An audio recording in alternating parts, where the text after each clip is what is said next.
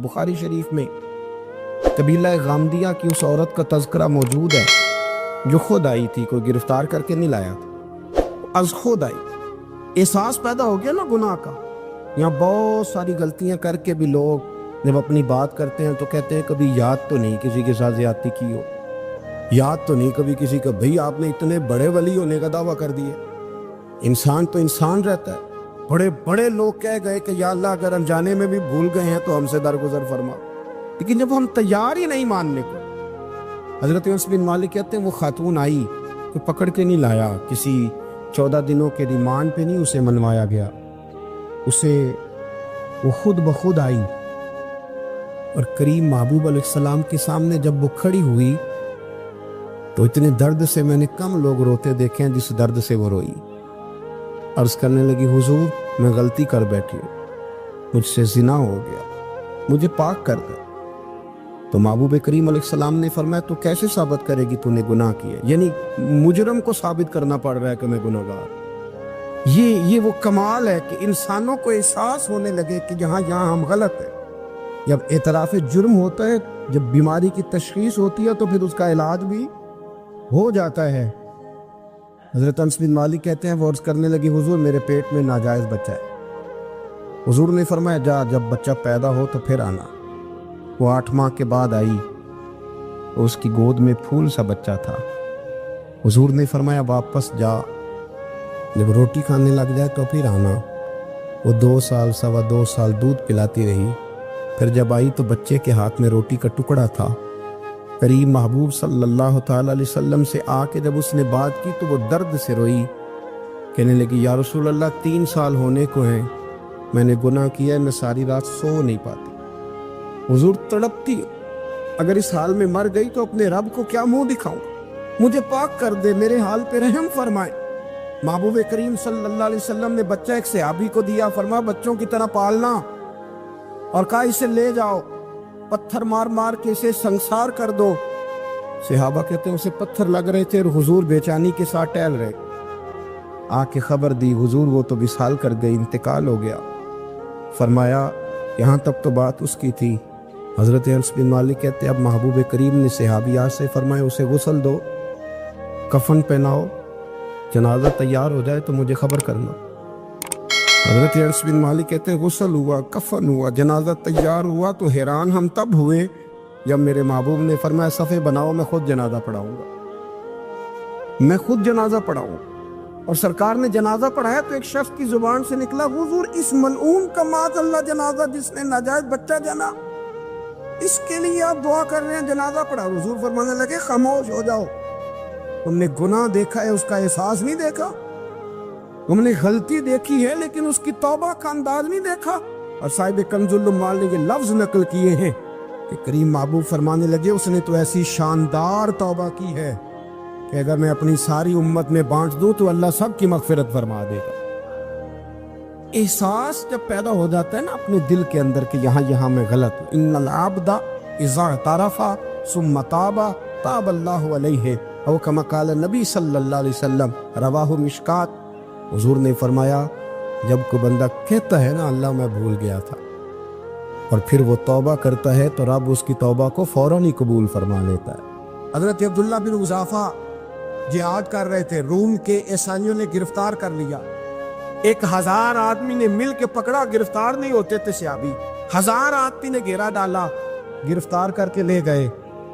اور جب بادشاہ کے سامنے گئے تو وزیر کہنے لگا بادشاہ بندہ بڑے کام کا ہے، اگر ہمارے قابو آ گیا تو فائدہ دے گا، صحابی ہیں حضرت عبداللہ بن حذافہ، حضرت فاروق اعظم کا زمانہ ہے، اگر قابو آ گیا تو فائدہ دے گا۔ بادشاہ کہنے لگا کیوں، کیا خوبی ہے؟ کہنے لگے ہم 1000 آدمی تھے، یہ اکیلا قابو نہیں آ رہا، تو 1000 آدمی تھے، اگر ہماری فوج میں شامل ہو گیا تو بہت بڑا جرنیل ملے گا۔ بادشاہ کہنے لگا کوئی مسئلہ نہیں، 2-3 چیزیں ہوتی ہیں بندے کو خریدنے کے لیے، خرید لیتے۔ بادشاہ کہنے لگا عبداللہ جتنی دولت تجھے چاہیے میں تجھے دے دیتا ہوں، میرے لشکر میں آ جا، معاذ اللہ اسلام چھوڑ دے۔ حضرت عبداللہ بن حذافہ کیا فرماتے ہیں بڑا تو بیوقوف ہے، میں نے دولت کمانی ہوتی تو مدینے میں بیٹھ کے تجارت کرتا، میں دولت کمانے نہیں نکلا، میں تو رسول اللہ کی رضا کمانے کے لیے نکلا ہوا ہوں۔ दौलत कमानी होती तो किसी मार्केट में होता, मैदान में आना तो शहादत है मतलूब मकसूद मोमिन, न माले गनीमत न किश्वर कुशाई। ये दौलत तो लौंडी है रसूलुल्लाह के दरवाजे की, जो तो पीछे पीछे फिरती है नबी पाक के गुलामों।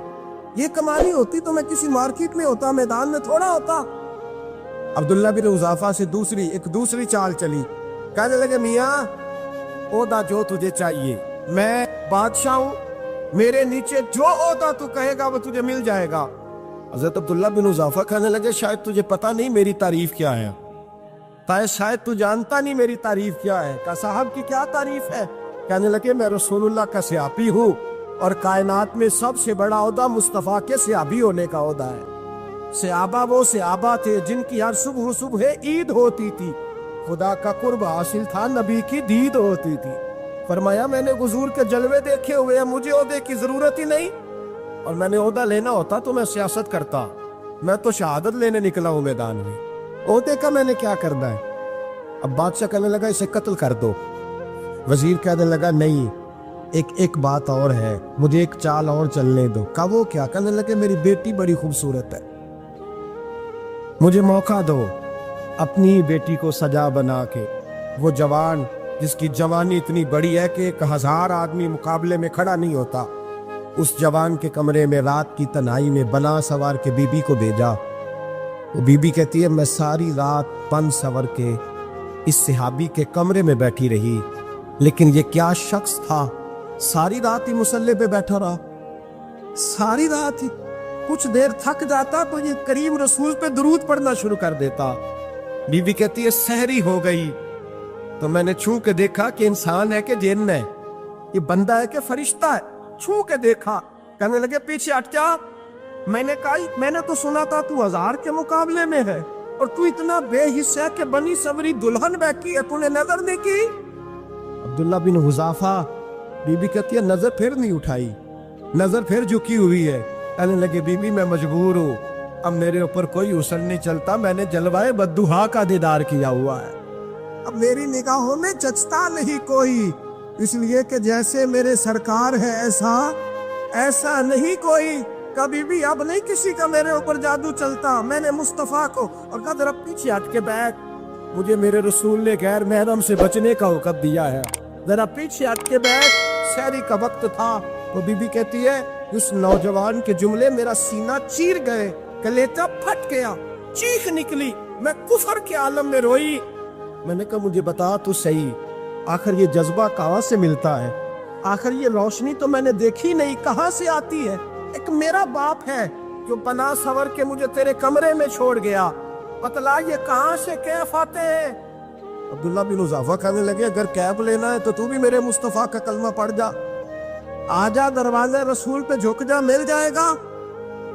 सवेरे दरवाजे पे बाप आया बेटी से रिजल्ट लेने, दरवाजा खोला तो बेटी नकाब पहने बाहर आई। बाप कहने लगा क्या भला? कहने लगी पीछे हटा, तू गैर महरम है, काफिर है, मैं मुसलमान हूँ। उसने कहा क्या हुआ? कहने लगी तेरे जैसे को बाप कहूँ, तेरे जैसे को जो मुझे इस्तेमाल कर रहा था। मैं तुझे बाप नहीं मानती, मैं अब रसूल वाली हो गई, मैं हजरत फातिमा की कनीजा हो गई, मैं अब नबी करीम की खादिमा हूँ, खबरदार मेरे करीब ना आना। ये दाव भी नाकाम हुआ। अब हजरत अब्दुल्ला बिन हुज़ाफा के सामने मौत खड़ी की, एक कड़ा में तेल गर्म किया, कहने लगे तुझे इसमें जलाया जाएगा। हजरत अब्दुल्ला बिन हुज़ाफा रदी अल्लाह ताला अन्हु जब जलने के करीब हुए तो रोने लगे। रूम का बादशाह कहने लगा शायद डर गया है। कहने लगे अब समझ आई है, अब तुझे पता चला है, चला आ जा। हजरत अब्दुल्ला बिन हुज़ाफा कहने लगे तू काफिर है, तेरी काफिरों वाली सोच है, इसलिए नहीं रोया कि मौत से डर गया हूँ, मैं तो इसलिए रोया हूँ कि एक जान है और नबी पाक पे कुर्बान हो रही है। काश रब मुझे 1000 जान देता, मैं सारी मुस्तफ़ा पे कुर्बान कर देता। एक सुनार ने गली में यतीम छोटे से बच्चे को घूमते देखा तो सुनार बे औलाद था, बच्चे को उठा के घर ले आया। 18 साल उस बच्चे की परवरिश की, उसको पाला पोसा जवान किया। सुनार के पास वो दुकान पे चला जाता, वो कई दफ़ा दुकान पे रहता, कई दफ़ा घर में रहता। एक दफ़ा वो दुकान पे था, बच्चा घर था, 18 साल का जवान, उसकी बीवी अकेली थी। وہ جس نے ماں بن کے پالا تھا اس نے اسی پہ حملہ کر دیا، اس کا بازو بری نیت سے تھاما۔ بیوی چیخی، تھوڑی دیر گزری تو وہ نوجوان پیروں میں بیٹھ گیا، کہنے لگا اماں پتہ نہیں مجھے کیا ہوا۔ شام کو سنار آیا، بیوی چیخنے لگی، چلانے لگی، کہنے لگی آج عجیب بات ہوئی، جس کو میں نے جگر کا خون دے دے کے پالا اسی نے گندی نظر ڈالی۔ سنار میں بے حیرت ہے، بیوی کا خیال تھا کہ لات اٹھائے گا، ڈنڈا اٹھائے گا، نوجوان کو مارے گا، لیکن وہ رونے لگ گیا۔ اس نے کہا آج اس نے میرا بازو تھاما ہے، جانے کیا کیا ہے۔ پریشان ہونے لگ گیا، سجدے میں گر گیا، کہ تو بتاتا کیوں نہیں؟ تو وہ سنار کہنے لگا اس کی غلطی نہیں، 18 سال کے بعد آج مجھ پر بھی شیطان سوار ہوا تھا۔ ایک عورت آئی تھی، اپنے بازوؤں میں چوڑیاں پہننا چاہتی تھی، تو میں نے بھی گندی نظر سے ہاتھ ڈالا تھا، رب کریم نے مجھے فوراً اس کی سزا دی۔ جن کے گھروں میں بیٹیاں ہوتی ہیں ان کی نظریں گندی نہیں ہوتی، جو بیٹیوں کے باپ ہوتے ہیں، جو بہنوں کے بھائی ہوتے ہیں، ان کی نظریں گندی۔ اور اگر تو ٹیلی فون کرتا ہے، تو کسی عورت کے ساتھ تعلق رکھتا ہے، تو یہ بات لکھ لے، امام فخر الدین رازی 1، علامہ اسماعیل حقی 2، ملا جلال الدین رومی 3، امام خازن 4، امام جلال الدین سیوطی 5 حدیث کے استاد اور محدث لکھتے ہیں اگر تو کسی پر گندی نظر ڈالے گا تو تیرا گھر بچ سکتا، یاد رکھ نہیں بچے، اس لیے کہ تیری نظر ہے، کسی کی بیٹی کو بیٹی سمجھ تاکہ تیری بچی کا پردہ قائم رہے، کسی کی بہن کو، یہ کیا بات ہوئی کہ تو جتنا مرضی گند معاشرے میں پھیلاتا رہے تیرا گھر بچا رہے، یہ کیسے ہو سکتا؟ فَإِنَّ لَهُ مَعِيشَةً ضَنْكَ، اللہ فرماتے ہیں زندگی تنگ ہو جائے گی تیرے لیے مشکل، تو ڈھونڈتا پھرے گا کہ میں مرنے کو جگہ تلاش کروں۔ سچی توبہ کرے، کھری توبہ۔ یہ گناہ انسان کو مجبور کر دیتے۔ حضرت عبداللہ بن مبارک رحمۃ اللہ تعالیٰ علیہ، ان کے سینکڑوں شاگرد تھے، ایک شاگرد کے انتقال کا وقت آیا تو گھر گئے ملنے، آپ کہتے ہیں میں نے زور لگا لیا پر اس کی زبان پر کلمہ جاری نہیں ہوا، میں اسے کہتا کلمہ پڑھ پر اس کی زبان پر جاری، اللہ اکبر، بہت بڑی نعمت ہے، دعا فرمائیں اللہ ایمان کی موت عطا فرما، ایمان کی موت دے اللہ کریم، ایمان کی موت دے۔ ایسے بھی لوگ دیکھے ہیں، مسجد نبوی ہے، رسول اللہ کا شہر ہے، سر سجدے میں ہے، روح پرواز کر گئی، روح پر کہ کتنا نصیبوں والا ہے، کتنا نصیبوں والا کہ مسجد نبی میں سر سجدے میں رکھا ہے، اور اللہ تبارک و تعالیٰ نے محبوب کے قدموں میں موت عطا فرمائی۔ حضرت عبداللہ بن مبارک کہتے ہیں میں نے اس کو کہا کلمہ پڑھ تو اس کی زبان پہ جاری نہیں ہوتا، میں بار بار کہتا تو وہ منت کرتا، کہتا حضور میں کوشش کرتا ہوں جاری نہیں ہوتا۔ فرماتے میں پریشان ہو کے اٹھا، ابھی میں دروازے پہ پہنچا تھا، اس نے چیخ ماری اور روح پرواز کر گئی، بچے رونے لگے، بیوی رونے لگی، تو میں نے اس کی بیوی سے کہا کہ یہ جرم کیا کرتا، اتنا بڑا پاپی پہ کلمہ جاری نہیں ہوا۔ اس کی زوجہ کہنے لگی حضرت جی 2 گناہ تھے اس کے، ایک تو یہ شراب کا عادی تھا، روکتی تھی باز نہیں آتا تھا، اور دوسری بات یہ کہ یہ اپنی اماں کا نافرمان تھا، وہ 2 گلیاں چھوڑ کے رہتی ہے، یہ کبھی ملنے نہیں گیا تھا، اس بوڑھی کا کلیجہ اس کی طرف سے بڑی تکلیف میں تھا۔ حضرت عبداللہ بن مبارک کہنے لگے جا تو بھی دعا کر، اس کی ماں کو بھی کہہ دعا کرے کہ یہاں تو یہ کلمہ نہیں اسے نصیب ہوا، اللہ کرے اللہ آخرت کی منزلیں اس کی بہتر فرما دے۔ حضور صلی اللہ علیہ وسلم کے پاس ایک مہمان آ گئے رات کے وقت میں، جب وہ آئے تو حضور نے پوچھا کھانا کھانا ہے؟ تم نے کہا کھانا ہے۔ جھوٹ اور بھوک کو جمع کرنا منع ہے، کہا جی کھانا ہے۔ تو حضور صلی اللہ علیہ وسلم نے فرمایا ازواج مطہرات کے گھروں میں پتہ کرو کچھ ہے۔ حضرت ام سلمہ کے گھر میں پتہ کیا تو کہا یا رسول اللہ 4 دن سے روٹی نہیں پکی۔ حضرت زینب سے پوچھا تو کہا حضور کئی دن سے چولہا ہی نہیں جلایا۔ حضرت عائشہ صدیقہ، حضرت میمونہ، حضرت سودا، تمام گھروں سے بظاہر یہ 2 جہاں کے شاہ ہیں پر پاس کچھ رکھتے نہیں، 2 جہاں کی نعمتیں ہیں ان کے خالی ہاتھ میں، ہر چیز ہے پر فقر اختیاری ہے، کوئی شے نہ ملی۔ نبی پاک صلی اللہ علیہ وسلم نے مسجد میں اعلان کیا، فرمایا کون ہے جو میرے مہمان کو روٹی کھلائے؟ ان لفظوں کا حسن کوئی حسن والا ہی سمجھ سکتا ہے، فرمایا کون ہے جو میرے مہمان کو کھانا کھلائے؟ تو ایک صحابی لے گئے اور اٹھے، وہ صحابی جو صحابہ میں غریب تھے، ایک انصاری جو غریب آدمی تھے، بہت زیادہ امیر آدمی اللہ کی راہ میں خرچ نہیں کر پاتا، اس کے لیے مشکل ہو جاتا ہے۔ اس کے لیے بہت امیر آدمی جو ہوتا ہے نا، وہ جتنا زیادہ امیر ہوتا ہے نا، اتنی دیوار اس کے گرد کھڑی ہو جاتی ہے پیسوں کی، مشکل ہو جاتا ہے اس کے لیے۔ غریب آدمی کھڑے ہوئے، اگرچہ میرے محبوب کے غلاموں میں جو بڑے امیر تھے وہ بھی خرچ کرنے میں بڑے آگے تھے، حضرت عثمان غنی رضی اللہ تعالیٰ، حضرت عبد الرحمن ابن عوف، حضرت ابو بکر صدیق رضی اللہ۔ لیکن یہ غریب آدمی کا حضور میں لے جاؤں گا، میں لے کے جاؤں، اور یہ بخاری مسلم ہے۔ حضور نے فرمایا لے جاؤ، وہ اب سے آپ بھی گھر لے گئے اور بیوی سے مشورہ کیا، بات پہ غور کرنا، ہر چیز کی بھوک دیکھی جا سکتی ہے، بچوں کی نہیں دیکھی جا سکتی۔ وہ انصاری حضور کے مہمان کو گھر لے گئے، جا کے بیوی سے مشورہ کیا، کہا بھلی مانس گھر میں کچھ ہے؟ تو اس نے کہا تھوڑا سا بچوں کے لیے کھانا رکھا ہے، بچوں کے لیے۔ بچے تو بزدل کر دیتے ہیں، بچے تو آدمی کو بزدل کر دیتے ہیں، بچے تو مار دیتے ہیں، کلیجہ پھٹ جاتا ہے بچہ بھوکا ہو، نیند نہیں آتی۔ اب صحابی اپنی بیوی سے کیا کہتے ہیں؟ کہتے ہیں بچوں کو بہلا کے سلا دے، اور رسول اللہ کے لیے نہیں، رسول اللہ کے مہمان کے لیے، بھائی نبی پاک کے لیے نہیں، حضور کے تجھ سے در در سے سگ اور سگ سے ہے مجھ کو نسبت، میری گردن میں بھی ہے دور کا پٹکا تیرا، تجھ سے در در سے سگ سگ سے ہے مجھ کو نسبت۔ لمبی بات ہے، اب بچوں کو سلا دو۔ بی بی نے بچوں کو سلا دیا تو میاں بیوی کا مشورہ ہوا کہ مہمان کے ساتھ بیٹھ کے روٹی کھانا بھی سنت ہے۔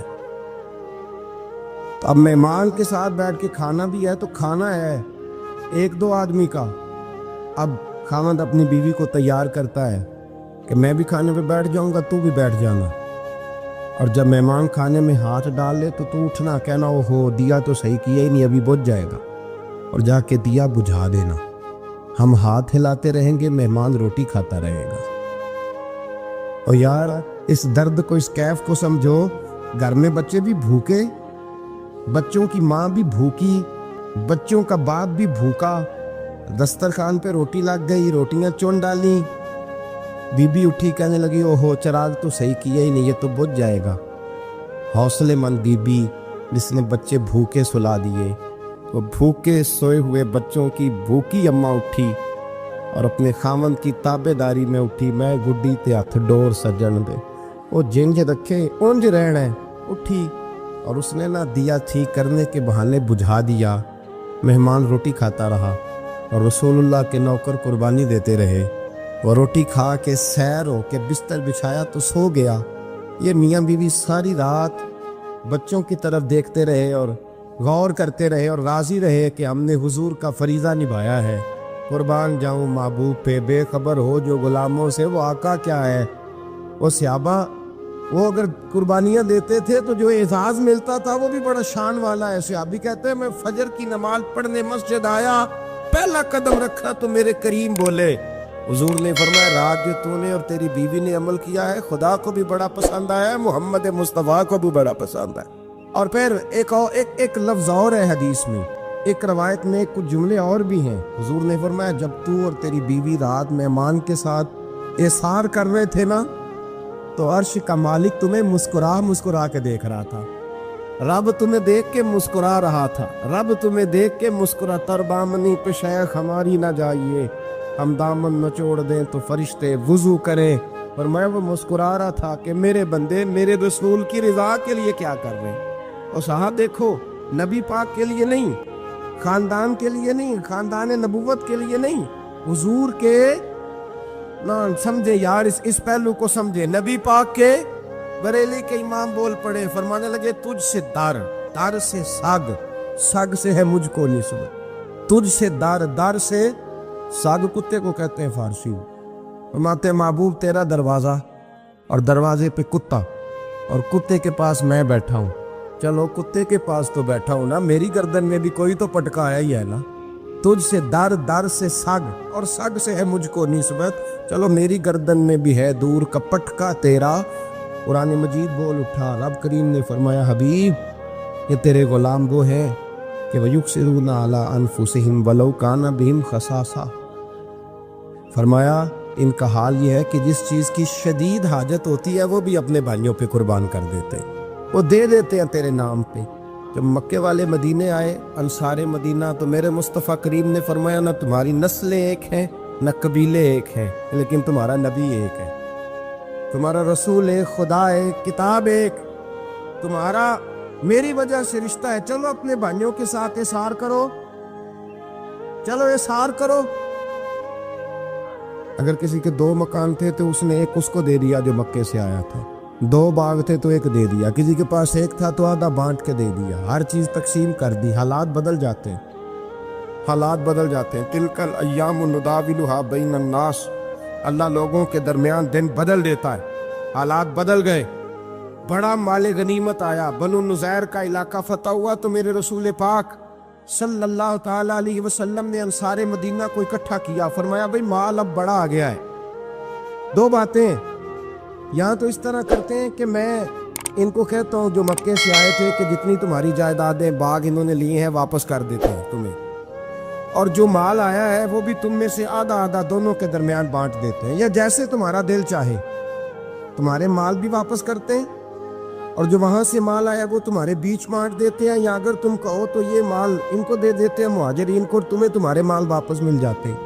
حضور نے پوچھا انصار مدینہ سے، حضرت سعد بن معاذ، سعد بن عبادہ تڑپ کے کھڑے ہوئے، عرض کی محبوبہ میں تو ابو بکر کو جانتا ہی نہیں تھا، حضور مجھے کیا پتا عمر کون ہے، میں کیا جانوں عثمان غنی مولا علی کی عظمتوں کو، محبوبہ میں نے تو تجھے ان کی طرف مسکرا کے دیکھتے ہوئے دیکھا ہے، تیرا جلوہ دیکھا ہے، تجھ سے در در سے ساگ ساگ سے ہے مجھ کو نسبت، یا رسول اللہ صلی اللہ علیہ وسلم ہم سے مشورہ نہ کریں، آپ اس طرح کریں جو جائیدادیں ہم نے انہیں دی ہیں وہ بھی ان کے پاس رہنے دیں، اور جو مال آیا ہے وہ بھی ان میں تقسیم کر دیں، اس لیے کہ ہمیں تو بس اتنا پتہ ہے کہ یہ آپ کے غلام ہیں، آپ کے نوکر ہیں، ہمیں اس سے زیادہ کسی چیز کے کوئی غرض ہے، بس آپ کے غلام ہے، بات ختم ہو گئی۔ حضور خاموش ہو گئے۔ صحابہ کہتے ہیں دیر کے بعد ہم نے کہا فیصلہ ہونا چاہیے، فیصلہ پتہ کیا ہوا؟ حضور نے ہاتھ اٹھائے، کہا اے اللہ میرے مدینے والوں پہ رحم فرما، اے اللہ میرے انصار پہ رحم فرما، اللہ ان کے جذبے قبول فرما۔ بھائی اظہار والی زندگی، وہ کیا بات ہوئی کہ میں نے بڑی قربانی دی ہے، اور جب تک تو قربانی نہیں دیتا تو قدر والا نہیں ہوتا۔ جو چیز قربانی سے حاصل ہوتی ہے اس کی قدر ہوتی ہے، جو چیز مفت میں آ جاتی ہے اس کی کوئی قدر نہیں ہوتی، کوئی قدر نہیں۔ میں اکثر سوچتا ہوں کہ حضرت خواجہ اجمیری کے خلیفے اجمیر میں بھی تو ہونے چاہیے تھے نا، لیکن ان کے خلیفے اجمیر میں نہیں ہوئے، دلی میں ہوئے۔ تو میں سوچتا ہوں دلی والوں کے خلیفے دلی میں ہونے چاہیے، لیکن دلی میں نہیں ہوئے، پاک پتن میں ہوئے، تو پاک پتن والوں کے یہاں ہو جاتے، اس لیے کہ قربانی جو دیتا ہے نا، جو دور سے چل کے آتا ہے وہ قربانی کرتا ہے، قربانی دیتا ہے، اس کو قدر زیادہ ہوتی ہے۔ ہم نے کسی شے کے لیے کبھی قربانی نہیں دی، نہ دین کے لیے، نہ قرآن کے لیے، نہ مسجد کے لیے، نہ شیخ کے لیے، نہ طریقت کے لیے، قربانی تو ہے ہی نہیں۔ تو جو شے مفت ملتی ہے اس کا نہ مزہ آتا ہے نہ قدر ہوتی ہے۔ جو چیز قربانی کر کے لیتے ہو نا، قربانی کر کے، اس کی قدر ہوتی ہے۔ کسی لیے کہا تھا کسی درویش نے، اس نے کہا تھا قدر نبی دا ایک کی جانن دنیا دار کمینے، قدر نبی دا جانن والے سو گئے وچ مدینے۔ ان سے پوچھو نا، ان سے پوچھو ان حضرات کو کتنی قدر تھی۔ قربانی اپنی زندگی میں دینا سیکھیں۔ ایک ہوتی ہے بندے کی ذاتی خواہش، اس کو کچلنا بڑا مشکل ہوتا ہے۔ قربانی بڑی ضروری چیز کا نام ہے، اور جو قربانی دینا سیکھ جاتا ہے وہ بچ جاتا ہے۔ کتیا 6 بچے جنم دیتی ہے لیکن قربانی نہیں نہ دیتی بچوں کی، تو ریوڑ نہیں بنتے، اجڑ نہیں بنتے۔ بکری 2 بچے پیدا کرتی ہے اور سال کے بعد ہزاروں بچوں، لاکھوں بچوں کی قربانی دیتی ہے، پر پھر بھی جدھر جاؤ بکرے بکرے نظر آتے ہیں۔ جو قربانی دینا سیکھ جاتا ہے نا، یزید نے کوئی قربانی نہیں دی، اس لیے کوئی شخص بھی کھڑا ہو کے نہیں کہتا، حالانکہ 14-15 بیٹے تھے یزید کے، کوئی بھی کھڑا ہو کے نہیں کہتا میں اس کی نسل میں سے ہوں۔ امام حسین نے ساری قربانی دے دی۔ ایک زین العابدین بچے تھے، پوری دنیا میں اللہ نے سید عطا فرمائے ہوئے ہیں۔ جو قربانی دینا سیکھ جاتا ہے وہ بچ جاتا ہے۔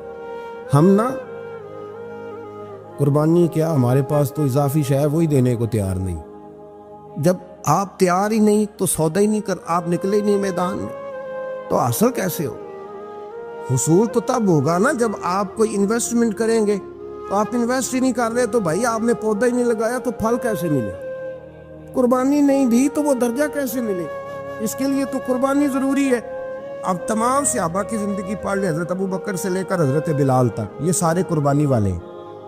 آپ تمام اولیاء کی صفت پڑھ لیں، حضرت غوث اعظم، جیلانی، داتا علی اجویری، خواجہ معین الدین، یہ سب قربانی والے لوگ ہیں. قربانی دیتے رہے تو بچے ہوئے ہیں. ان کے جو ساتھ تھے وہ بھی قربانیوں والے تھے. قربانی حصہ ہے طریقت کا، قربانی ضروری ہے. اور ہمارے صوفیاء تو کہتے ہیں جس شخص نے تصوف میں آ کے قربانی نہیں دی. بزرگوں کے پاس ایک شخص آیا، غالباً خواجہ نظام الدین محبوب الہی کی بات ہے، میرے ذہن میں نام پورا نہیں سما رہا. تو ایک مرید نے آ کے کہا حضور زکوٰۃ کتنی دینی ہے؟ فرمایا 2.5%. تھوڑی دیر کے بعد حضرت نصیر الدین چراغ دہلوی آ گئے، کہا حضور اللہ کے راستے میں کتنے دینے ہیں؟ فرمایا 50%. ایک ساتھی قریب بیٹھا تھا، اس نے کہا پہلے کے لیے 2.5% کا فتویٰ تھا، اس کو کہہ دیا دے دے. چند منٹ گزرے تو حضرت امیر خسرو بھی آ گئے، کہا حضور زکوٰۃ کتنی دینی ہے؟ فرمایا جو ہے سارا ہی لے آ، تیری 100% ہے. تو وہ ساتھی جو قریب بیٹھے تھے اس نے کہا بابا فتوے علیحدہ ہیں. فرمایا فتویٰ ایک ہی ہے، بندے علیحدہ ہیں. فتویٰ ایک ہی ہے، مجھے پتہ ہے کون کتنے دے سکتا ہے. وہ جس کو میں نے 2.5% کہا ہے وہ بھی جا کے حساب کتاب کرے گا، اس نے 2.5 بھی پورا نہیں دینا.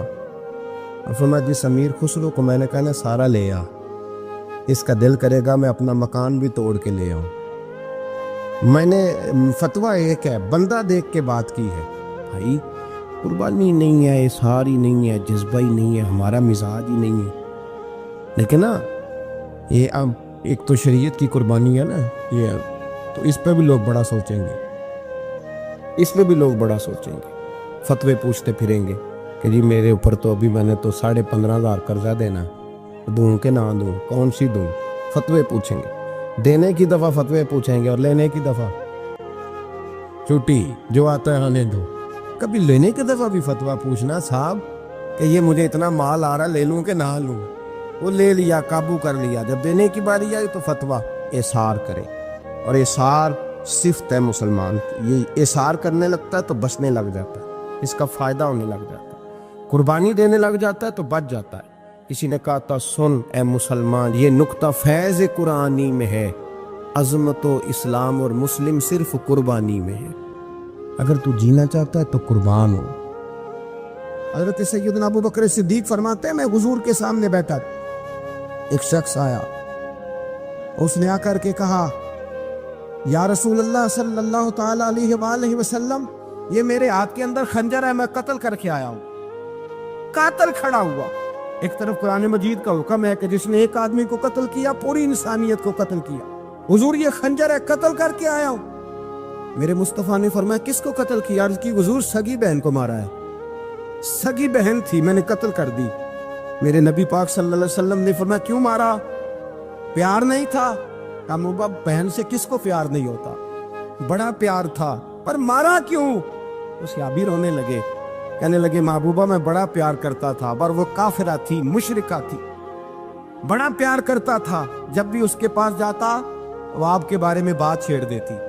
میں اس کو کہتا سارا کچھ کر لے، میرے نبی کے بارے میں بات نہ کر دو. میں ہر شے سہ لیتا، پر مصطفیٰ کریم کی ذات کے بارے میں کوئی بات برداشت کرنے کی طاقت نہیں رکھتا.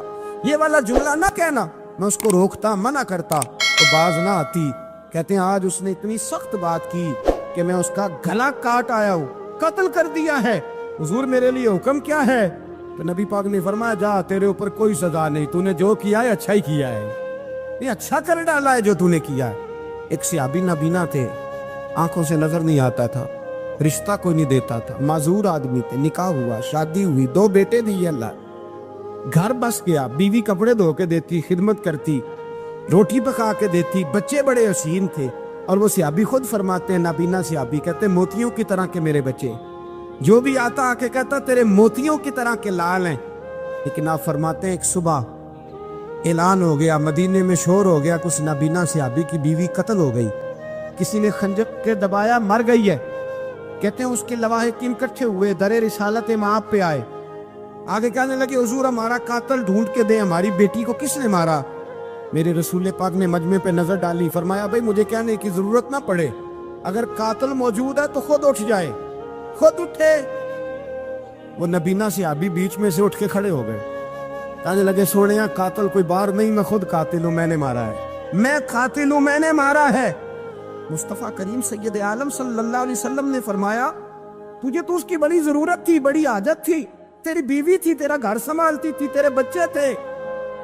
صحابی عرض کرنے لگے حضور سارا کچھ ٹھیک تھا پر وہ آپ کی بے ادب تھی حضور، اس کے آنے سے میرا گھر بس گیا، روٹی پکنے لگی، کپڑے ملنے لگے، اولاد ہونے لگی، میں دنیا پہ آ گیا، لیکن محبوبہ میں نے وہ سکھ کیا کرنے ہیں جو تیری بے ادبی پر تعمیر کیے جائیں۔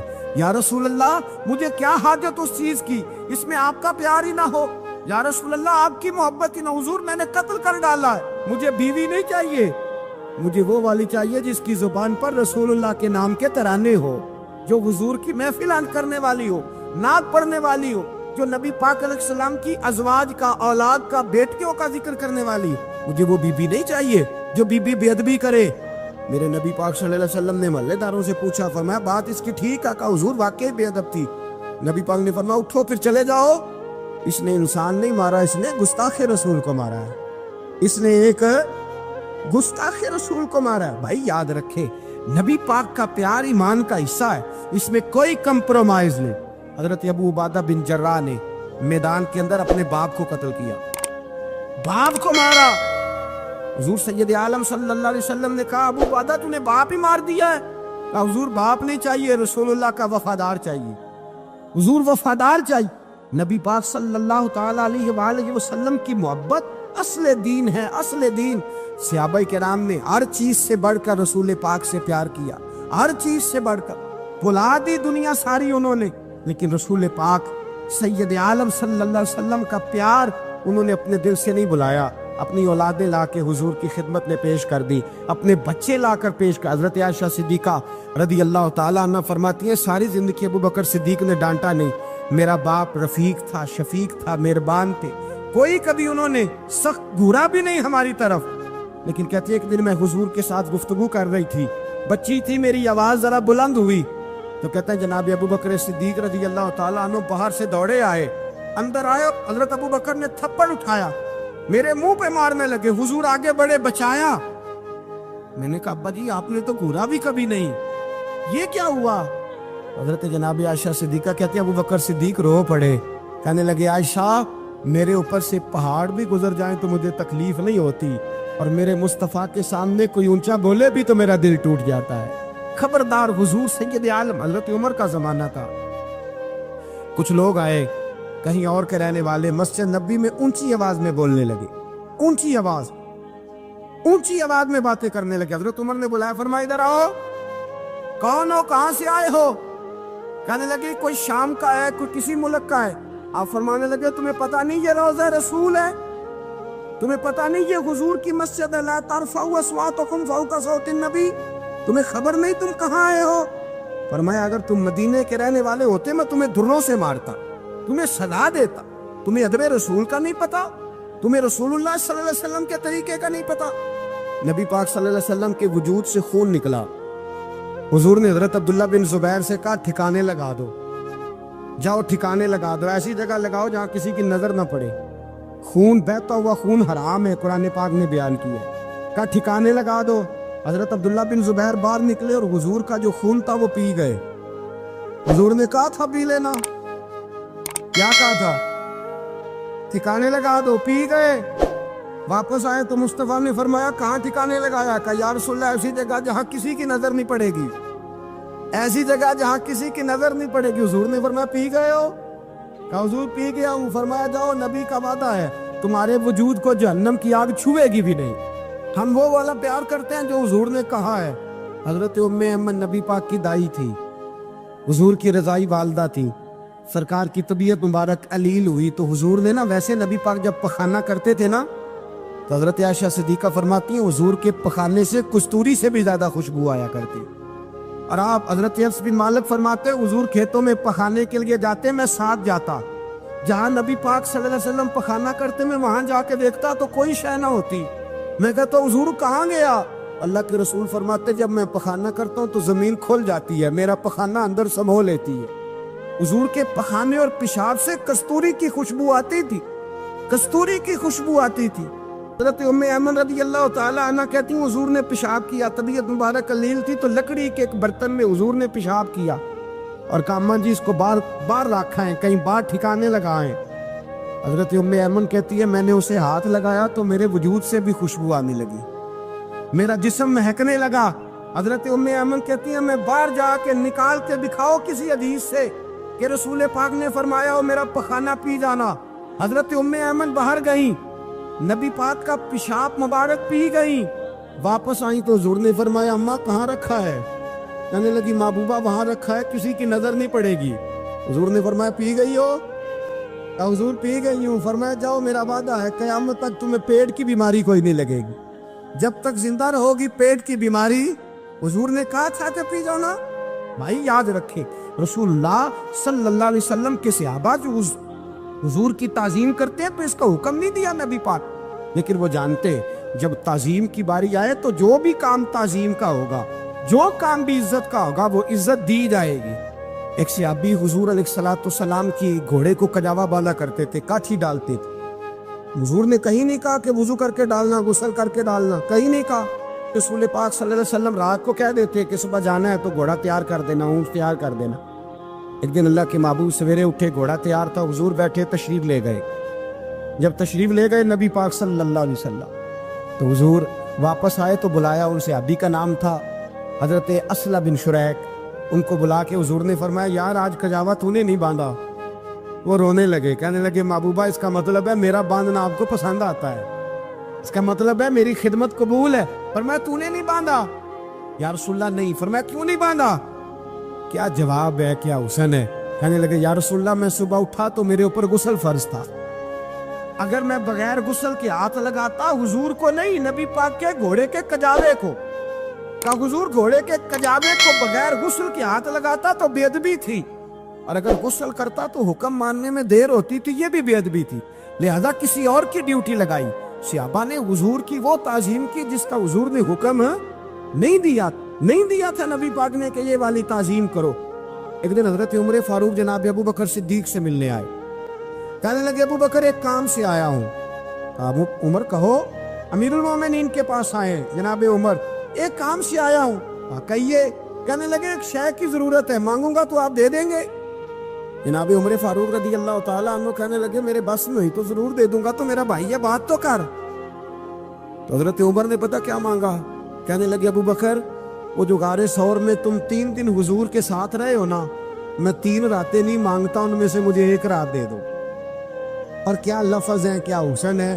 کہنے لگے عمر کی زندگی کی ساری نیکیاں لے لو، 3 راتوں میں سے 1 رات مجھے دے دو، 1 رات مجھے دے دو۔ حضرت ابو بکر صدیق رضی اللہ تعالیٰ عنہ رو پڑے، کہنے لگے میں نے کہا تھا جو بس میں ہوگا دوں گا، یہ تو میرے مصطفیٰ کی محبت ہے، یہ کسی کو دینا میرے بس کی بات ہے، یہ حضور کا پیار ہے جو میں نے سنبھال کے رکھا ہوا ہے، سنبھال کے پھر کے گلی گلی تباہ ٹھوکریں سب کی کھائے کیوں، دل کو جو عقل دے خدا تو تیری گلی سے جائے کیوں، جان ہے عشق مصطفیٰ روز فضو کرے خدا، ارے جس کو ہو درد کا مزہ وہ ناز دوا اٹھائے کیوں، اب تو نہ روک ہے غنی عادت سگ بگڑ گئی، پہلے ہی دن میرے کریم لقمہ تر کھلائے کیوں۔ حضرت بلال کہتے ہیں میں اذان پڑھ رہا تھا، ابو بکر سن رہے تھے، انہوں نے چوم کے آنکھوں سے لگایا، بعد میں ملا علی قاری نے لکھا ہے، بعد میں کسی صحابی نے کہا محبوبہ ابو بکر نے انگوٹھے چوم کے آنکھوں سے لگائے ہیں، اور انہوں نے چوم کے کہا قرۃ عینی بک یا رسول اللہ، حضور آپ میری آنکھوں کی ٹھنڈک ہیں۔ میرے مصطفیٰ نے فرمایا جو میرے ابو بکر کی طرح کرے گا اس کی آنکھوں میں کبھی تکلیف نہیں ہوگی، اس کی آنکھوں میں کبھی تکلیف۔ حضور آپ نے تو حکم ہی نہیں دیا، آپ نے تو کہا ہی نہیں یہ کام کرنے کا، آپ نے تو کہا ہی نہیں یہ ذکر کرنے کا۔ میرے رسول کریم سید عالم صلی اللہ تعالی علیہ وسلم کا پیار ایمان کی جان ہے۔